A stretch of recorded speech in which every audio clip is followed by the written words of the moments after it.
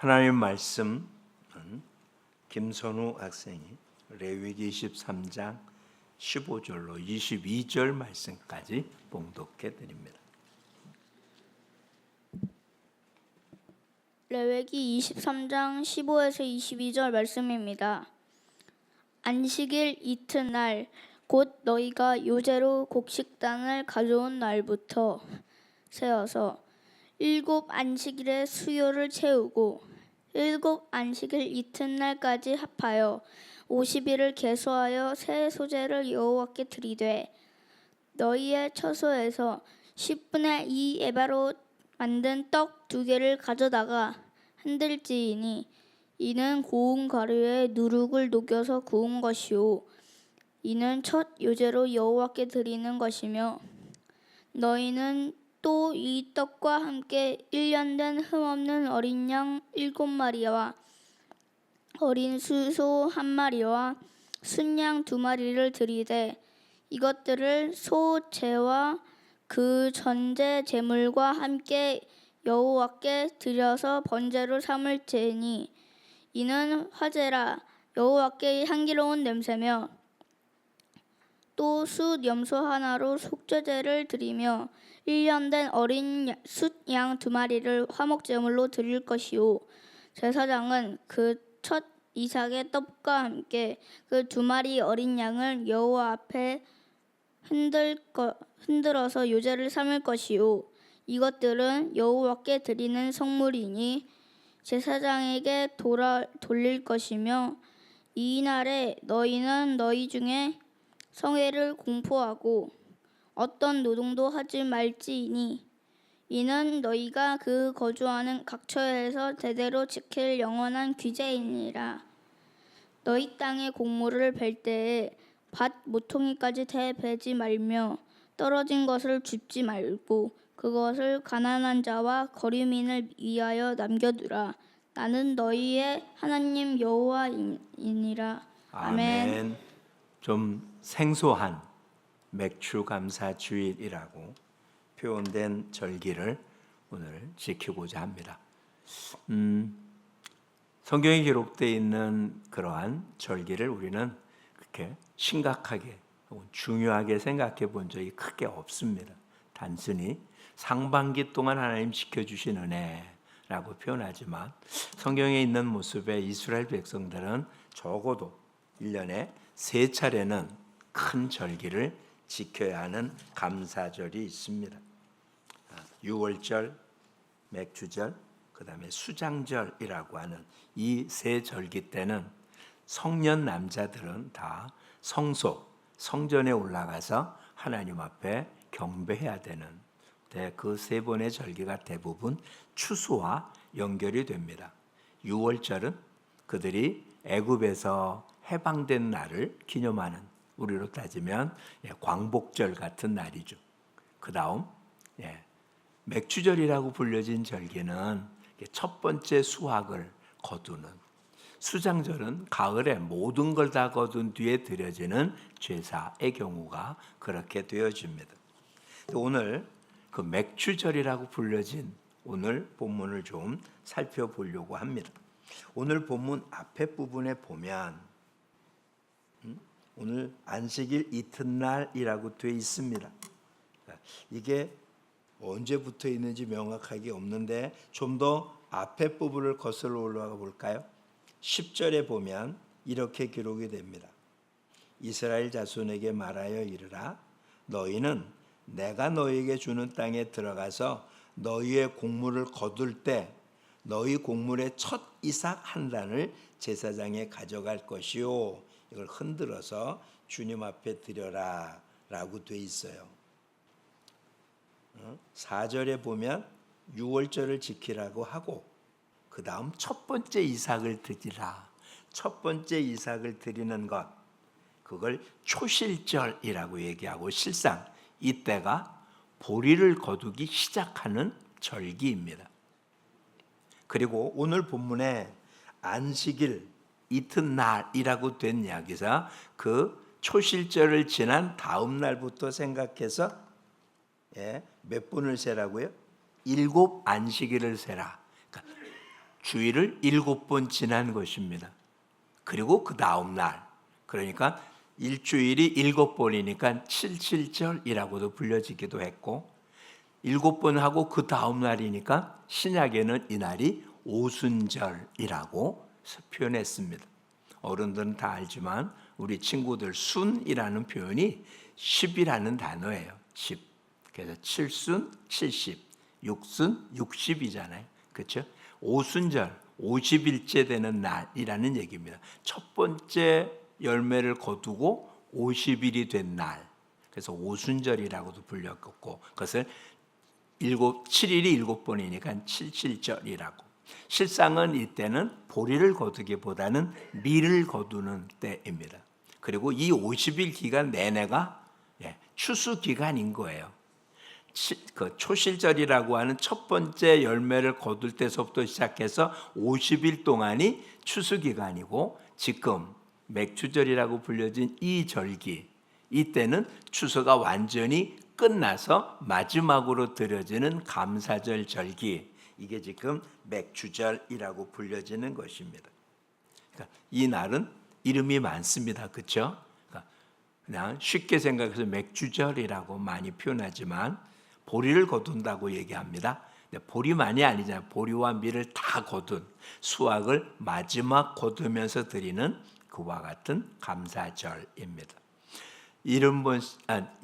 일주일이 7번 있기 때문에 77절이라고 부르기도 했고, 50일이 된 다음이기 때문에 오순절이라고 불려서 신약에는 성령이 임했던 오순절이 바로 이날이었음을 알 수 있습니다. 이게 지금 맥추절이라고 표현된 모습입니다. 이때 뭐를 드리라고 되어 있습니까? 17절에 의하면 제사를 드리는데, 우리가 잘 알고 있는 대로 좀 이상한 것 하나를 발견합니다. 소제를 드릴 때, 제사를 드릴 때 쓸 수 없는 게 하나 있는데 그게 누룩이었어요. 누룩. 이렇게 부풀리는 이스트. 이거는 제사 때 쓸 수 없습니다. 그래서 무교병을 사용했잖아요. 이삭이 없는, 누룩이 없는, 하나님 앞에 드리는 제물인 소제에는 누룩이 없는 빵을 드려야 됐습니다. 그런데 오늘 17절에 의하면 이 맥추절에는 소제로 드리는 빵에 뭘 집어넣었다고요? 고운 가루에 무엇을 넣어서?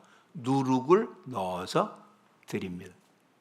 모든 제사, 모든 것, 양이나 소, 짐승으로 드리는 제사였지만 곡물로 드리는 제사인 소제는 분명히 레위기에 보면 소제로 드리는 레위기 2장에 소제로 드리는 모든 밀가루에는 들어가지 말아야 할 것이 2개가 있는데 그 중에 하나가 누룩입니다. 누룩을 넣으면 안 되고, 두 번째 설탕, 꿀을 넣으면 안 됩니다. 소금은 치되 이 2개는 넣어서 쓸 수 없는 건데, 놀랍게 맥추절 때 쓰는 소제에는 뭐를 집어넣는다고요? 누룩을 집어넣게 되어 있습니다. 조금 이따 설명을 드릴게요.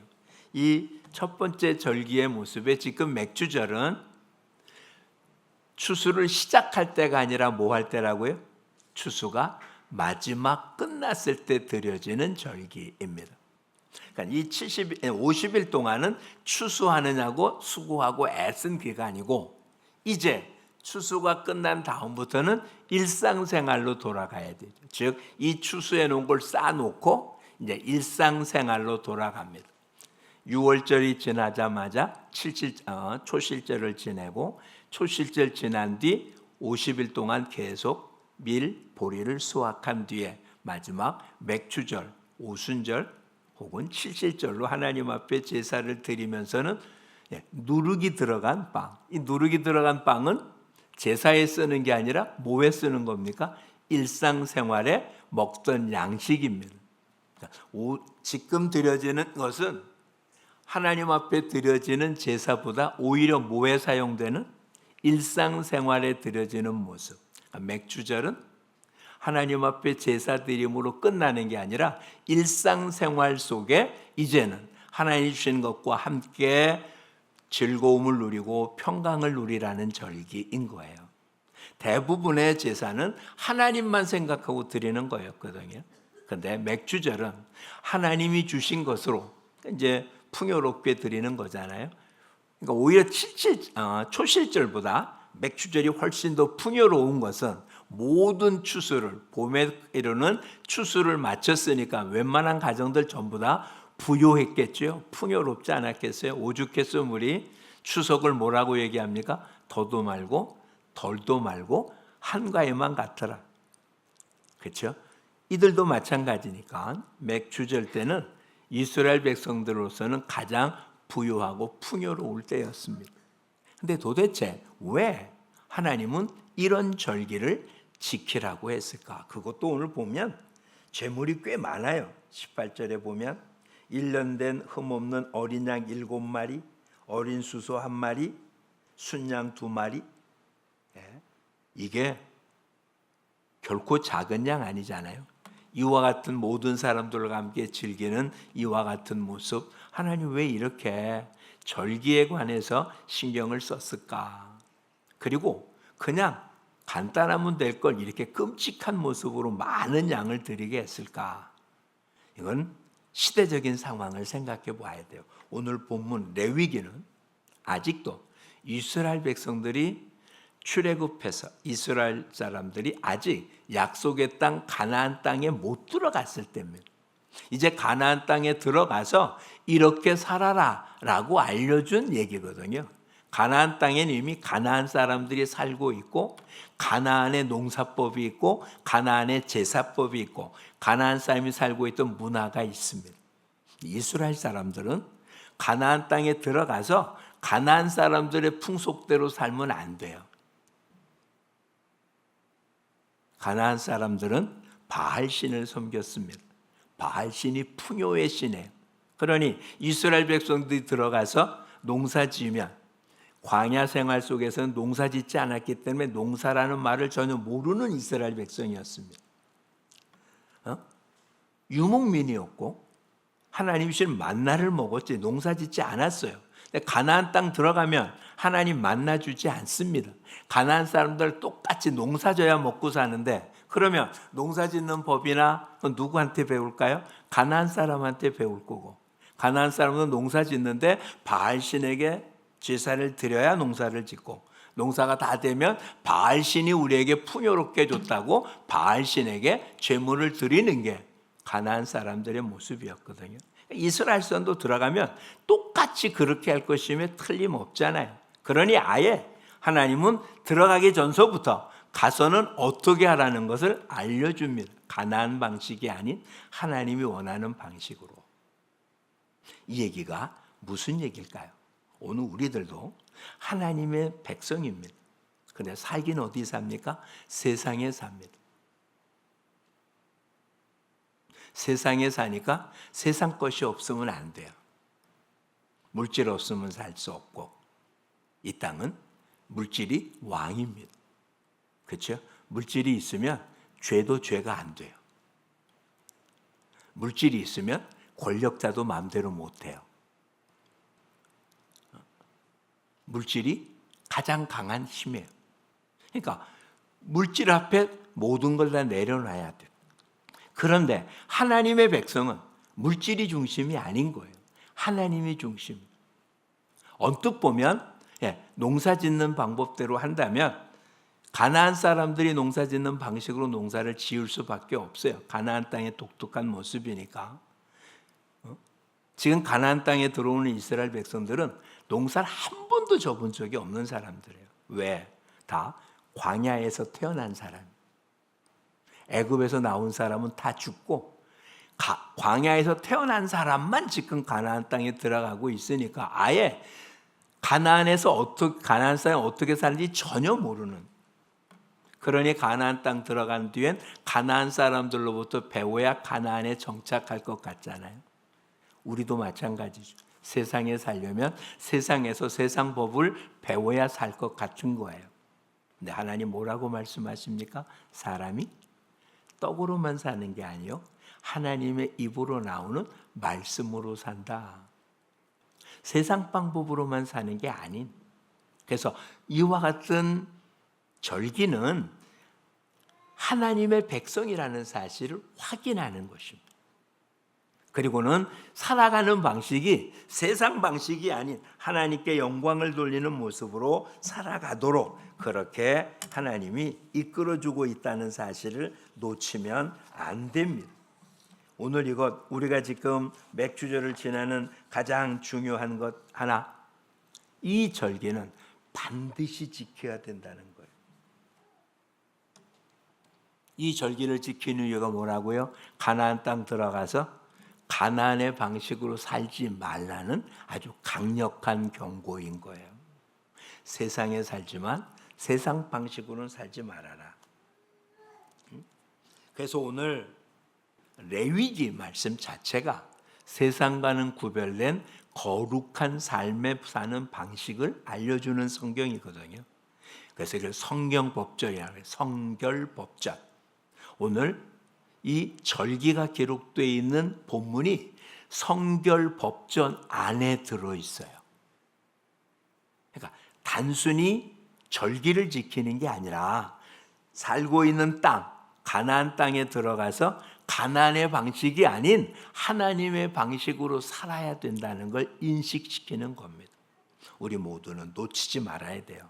세상에 살지만 하늘의 시민권이 있는 하나님의 백성임을 절대로 잊지 말라는 거예요. 안식일을 지키는 것도 마찬가지입니다.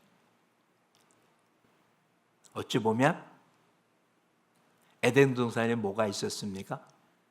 선악을 알게 하는 나무 열매가 있었어요. 그건 먹으면 안 된다. 먹으면 죽는다. 세상 사람들이 말합니다. 왜 하필 그걸 만들어 놔서 먹게 하고 먹어서 타락하게 만드냐? 안 만들었으면 될 것 아니냐? 어찌 보면 합당한 말 같잖아요. 근데 하나님이 그곳에 선악을 알게 하는 나무 열매를 두니 아주 단순합니다. 하나님과 우리와의 차이가 뭐냐? 하나님은 창조주고 우리는 피조물이라는 거예요.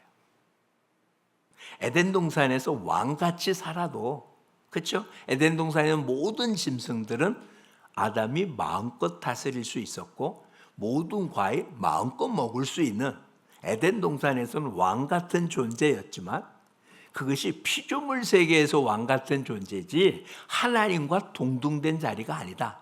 피조물이라는 걸 인식해라 라는 뜻이거든요. 이 땅에 살지만 이 땅에 소속되지 않다는 사실 우리는 무엇으로? 주의를 지킴으로, 절기를 지킴으로 나는 소속이 하나님 백성이다라는 사실을 인식하는 거예요. 근데 이게 다른 제사와 달리 뭘 먹는다고요? 누룩이 들어간 빵을 제물로 드립니다. 그러니까 이제는 이 맥주절이 지난 다음에는 어떻게 보면 농사가 없어요. 이제는 뭐 포도 열매, 무화과 열매 이런 건 몰라도 밭에 농산물은 없습니다. 우리처럼 뭐 가을에 거두는 게 아니잖아요. 가을서부터 길러서 봄에 보리 밀 추수하고 나면 이제 그런 건 없습니다. 곡물류는 없는 거예요. 근데 이것 걷어놓은 이곳으로 다음번 추수할 때까지 이 양식으로 먹고 살아야 되는 거죠. 그러니 누룩이 들어간 빵을 먹으라는 것, 우리의 일상생활이 이 예배와 굉장히 밀접하게 돼 있다는 것을 보여주는 거예요. 다른 제사는 속죄의 의미가 훨씬 더 큰데 이 맥주절의 제사는 이제 하나님이 주신 것으로 일상생활 속에 하나님과 늘 함께 살아야 되는 그런 것을 인식하는 제사였던 거예요. 그러니 오늘 하나님과 함께하며 이것으로 끝나는 게 아니라 이제 다음번 추수가 있을 때까지, 그렇죠? 이게 수장절을 얘기하는 게 아닙니다. 다음번 맥주절이 있을 때까지 1년 동안 하나님이 그동안 주신 것 가지고 내 일상생활에 하나님이 주신 것으로 먹고 산다는 것을 감사하며 드리는. 옛날 사람들은 1년 농사 진 것 같고 그 농사 진 것을 쌓아놓고 1년 동안 먹은 거잖아요. 지금 도시 사람들처럼 필요하면 곡식을 사 먹은 게 아니라, 그렇죠? 옛날 사람들은 농사 짓던 사람들도 농사 짓은 걸 1년 동안 쌓아놓고 거기서 1년 동안 빼먹은 거잖아요. 우리 어린 친구들은 모르지만 우리가 힘들고 어려울 때는 가을에 농사 짓은 거를 먹다가 겨우 내 지나서 가난한 사람들은 그것을 겨울 동안 내지 못해서 보리 거두기 전까지 먹을 게 없었던 보릿고개라고 했잖아요. 다음번 추수가 있을 때까지 어려웠잖아요. 근데 맥추절을 지나면서 그날 주신 것, 여태까지 주신 50일 동안 추수했던 것으로 앞으로 남은 300일 동안 삶 속에 하나님이 함께 할 거라는 것을 그렇게 하나님 앞에 경배드리는, 제사드리는, 감사제를 드림으로 맥추절을 지난 것입니다. 그러니까 오늘 우리들도 이제부터 시작되어지는, 우리는 근데 봄의 농사를 끝이는 게 아니라 가을의 농사를 지키니까 우리의 시각으로는 오늘보다는 추수감사절에 붙이는 수장절이 더 와닿긴 하겠지만 성경의 내용, 성경에서 우리에게 알려주려고 하는 내용이 그렇다는 걸 잊지 마십시오. 한 번의 절기로 끝나는 게 아니라 이 절기가 우리한테 주는 내용이 우리로 하여금 하나님 앞에 그렇게 움직이라는. 근데 이 절기와 더 다른 뭐 하나가 덧붙여져 있어요. 22절을 보십시오. 22절 함께 읽어보겠습니다. 너희 땅에 곡물을 벨 때에 밭 모퉁이까지 다 베지 말며 떨어진 것을 줍지 말고 그것을 가난한 자와 거류민을 위하여 남겨두라. 나는 너희의 하나님 여호와이니라. 이게 초실절 때, 지금 추수를 시작할 때는 그런 얘기를 안 했는데 추수가 마칠 때는 떨어진 이삭이나 오히려 밭에 어디도 밭 모퉁이나 이런 데 그냥 놔둬라.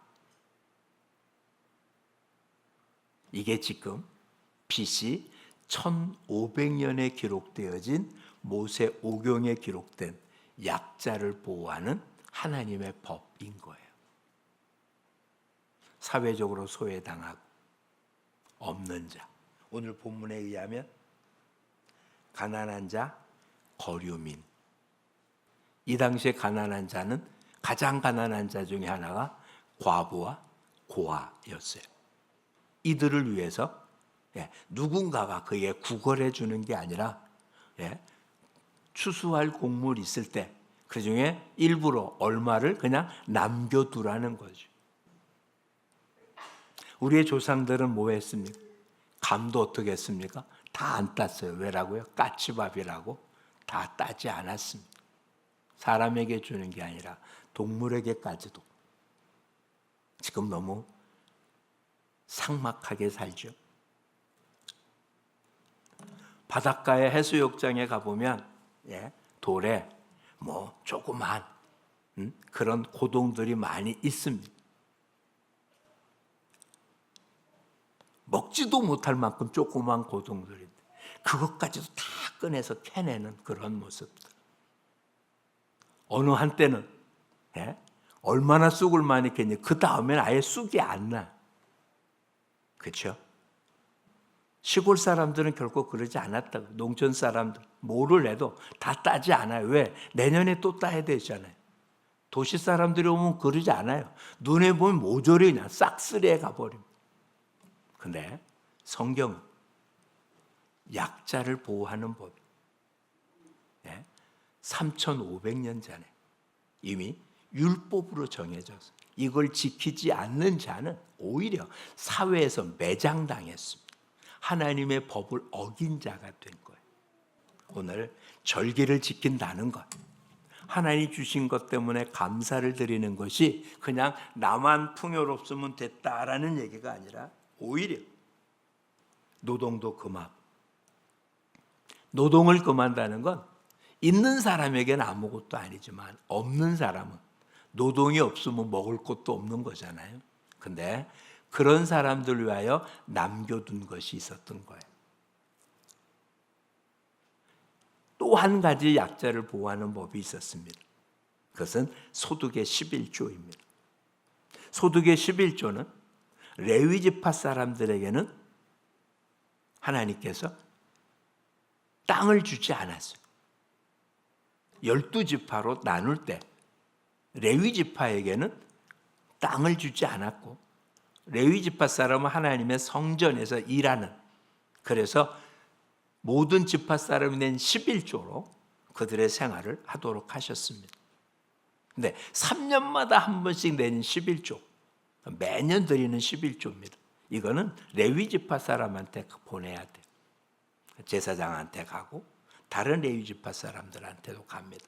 그런데 3년마다 내는 11조는 마을에 쌓아놓고 그것이 구호 식물로 사용. 이때 11조라는 게 돈이 아니었거든. 대부분 11조는 곡물이었습니다. 곡물을 쌓아두고 나그네나 고아나 과부나 그곳에 있는 사람들 위해 쓰는 그와 같은 구호 물자로 쓰도록 법이 정해져 있었습니다.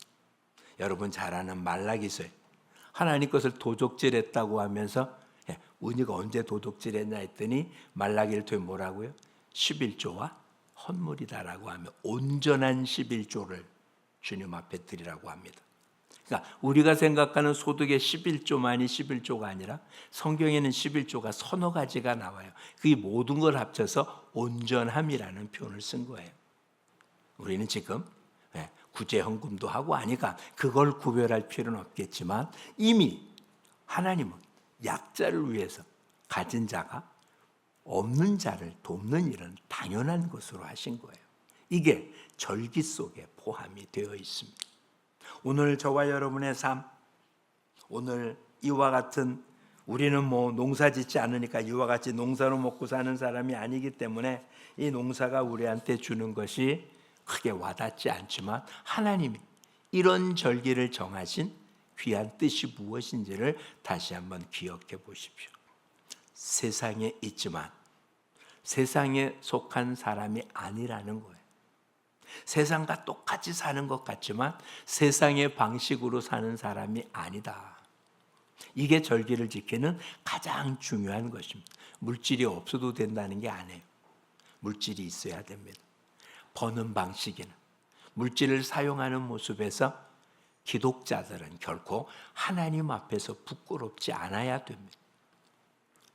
모든 게 하나님의 은혜이며 하나님의 감사입니다. 일할 수 있다는 것, 소득이 있다는 것, 나의 수고와 애씀도 그렇게 할 수 있는 모습이 있기 때문이잖아요. 성경은 말합니다. 돈을 버는 것도 하나님의 은사라고요. 모든 사람이 돈을 잘 벌지 않아요. 어떤 사람은 남보다 훨씬 더 많은 돈을 벌기도 합니다. 근데 많이 번 사람은 많이 쓰도록 하신 거예요.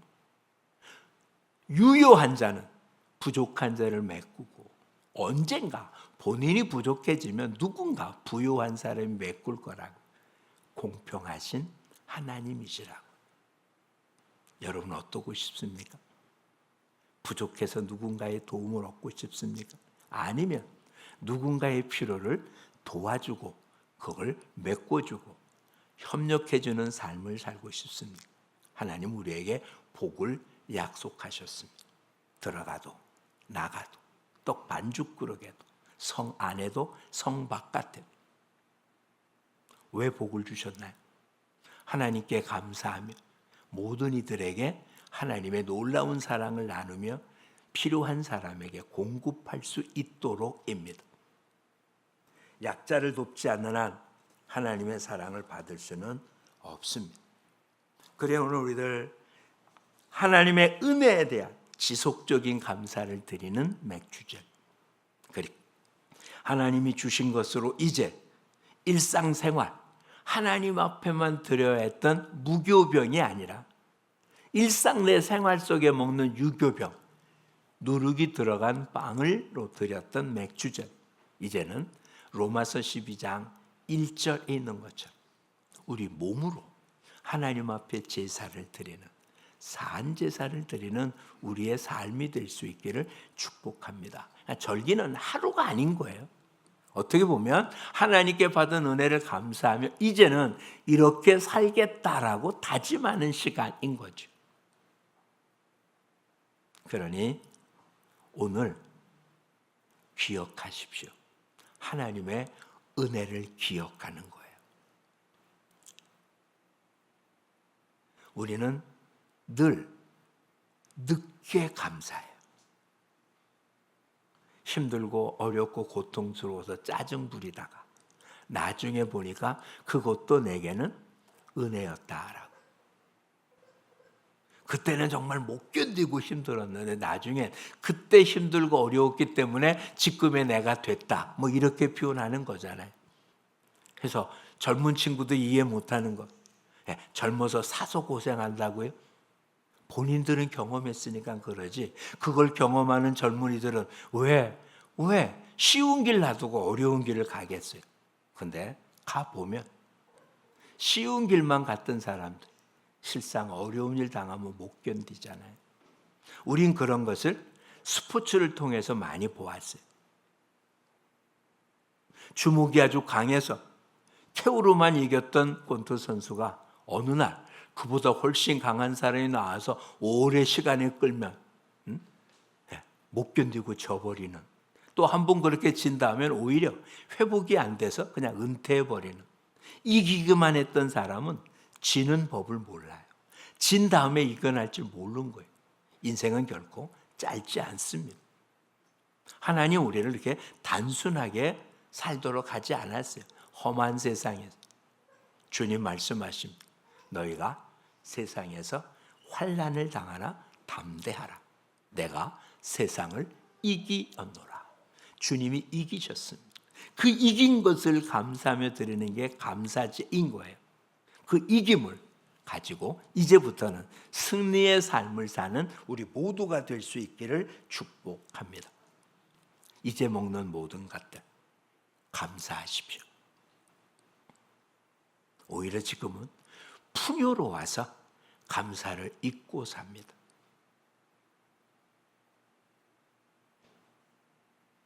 당연한 걸까요? 결코 그렇지 않습니다. 어떤 이가 표현하기를 오늘은 어떤 사람에게 있어서 정말 하루만 있었으면 좋겠다고 간절히 소망했던 하루이기도 합니다. 그런데 그에게는 오늘이라는 날짜가 없었어요. 그렇죠? 근데 저와 여러분은 오늘이라는 놀라운 선물을 받았잖아요. 수고하고 애쓰고 노력해서 오늘을 받았습니까? 아니잖아요. 오늘을 못 가진 사람은 애쓰고 수고하고 노력하지 않았습니까? 어제 이 땅을 떠난 사람은 아무것도 안 했기 때문에 떠났습니까? 아니요. 그도 열심히 살려고 더 살려고 무던히 애썼는데도 그러지 못했잖아요. 오늘 우리는 살려고 발버둥 치지 않았어요. 어떤 이는 표현합니다. 요양원에 가면 왜 안 데려가냐고 그래요. 왜 안 데려가는지 모르겠다. 오늘이 얼마나 큰 복인지를 다시 한번 깨닫고 하나님과 함께 이제는 감사하며 오히려 나누어 주고 사는 복됨이 있기를 축복합니다. 성경은 말합니다. 움켜잡으면 없어지고요. 베풀면 늘어난다고. 여러분 모두가 경험할 수 있기를 축복합니다. 움켜잡은 고개 다 나누어 주면 풍성해지는 삶의 모습, 우리의 삶 속에 모두가 누릴 수 있는 모습이 되기 축복합니다. 레위기에 나타난 맥주절, 이거는 하나님께 지속적으로 감사하고 일상생활 속에 추수가 있는 게 아닙니다. 추수 끝났어요. 근데 추수한 결과로 하루하루 누리고 산다는 사실을 기억하는 것, 이게 맥주 감사절입니다. 하나님의 은혜를 되돌아보면 그 은혜가 내게 늘 있는, 그래서 그 은혜를 다른 사람들, 약자들을 돕는 데 사용함으로 하나님 앞에 영광을 돌리는 복됨이 우리 모두에게 있기를 축복합니다. 점점 이 땅의 교회가 너무 거대해져 가니까 사람들이 교회에 오는 것을 두려워합니다. 없으면 못 갈 것 같고. 오히려 약자를 위한 교회였는데 어느 순간부터 없는 사람은 못 오는 아주 고급스러운 자리가 되어버렸다면 주님이 안 계실 것입니다. 오늘 저와 여러분의 모임은 우리가 없어서가 아니라 모든 일을 품을 수 있는 그런 넉넉함을 가질 수 있기를 축복합니다. 우리의 조상들은 참 지혜로웠습니다. 인심은 어디서 나온다고요? 광에서 난다. 베풀고 풀어주면 사람들은 모일 수밖에 없습니다. 모이지 못한다는 건 베풀지 못하기 때문 아닐까요? 우리 모두 하나님께서 주신 은혜, 베푸는 물질이 없을 수도 있습니다. 근데 사랑을 줄 수는 있잖아요. 기도를 줄 수 있잖아요. 그렇죠? 관심을 줄 수 있잖아요. 품을 수 있잖아요. 그게 힘들고 고통스럽고 아파하는 이야기를 들어줄 수 있잖아요. 옆에서 같이 등을 도닥여 줄 수 있잖아요. 그렇죠? 우리 모두는 나눠줄 수 있는 사람들입니다. 그러니 이제 하나님께서 주신 지난 상반기의 은혜를 이제부터는 나누어 줌으로 여러분의 삶 속에 풍요로움이 넘치는 맛볼 수 있기를 축복합니다. 이건 코미디언의 말, 개그맨의 말을 할 수밖에 없어요. 해보지 않았으면 말하지 마십시오. 베풀어 보십시오. 풍성함으로 채워주면 맛보면 이 사실을 결코 멈출 수 없을 것입니다. 오늘 하나님의 은혜로 오늘까지 온 것입니다. 은혜를 나눔으로 하나님의 영광을 돌리고 우리 모두는 이것이 계속 이어져가는 복됨이 있어서 정말 소외되고 고통당하고 약자들을 도움으로 하나님의 뜻을 이어가는 우리 모두가 될 수 있기를 축복합니다. 우리 교회를 중심으로 5km 안에 있는 영혼들이 소외된 자가 없기를 축복합니다. 여러분의 심령 속에 저들 위하여 간구하고 돕는 마음이 결코 멈춰지지 않기를 축복합니다. 이 일이 없는 한 감사주일은 아무런 의미가 없을 것입니다. 이제는 다른 이들을 품고 나누는 삶이 오늘부터 시작되기를 축복합니다. 기도하겠습니다. 좋으신 하나님 고맙습니다. 모든 게 하나님의 은혜입니다. 하나님 앞에 드려져서 주님께서 법으로 정한 무교병으로 드려야 되는 제사가 맥주절에는 유교병으로 드리면 이제 일상생활이 하나님과 함께하는 기쁨이요 감사요 제사라는 사실을 깨닫게 하며 이제부터 주어진 시간 동안 주님과 동행하며 주변을 살펴보며 저들의 필요한 것을 공급해 주는 하나님의 사랑을 나누는, 그래서 이 땅에 하나님의 나라가 건설되고 하나님의 뜻이 이어져가는 일에 동역하는 우리 모두가 되게 하여 주시옵소서. 또 이 일을 감당하도록 하늘 문을 여시고 필요한 것을 공급해 주시고 힘을 주시고 사랑을 허락해 주옵소서. 예수님 이름으로 기도합니다. 아멘.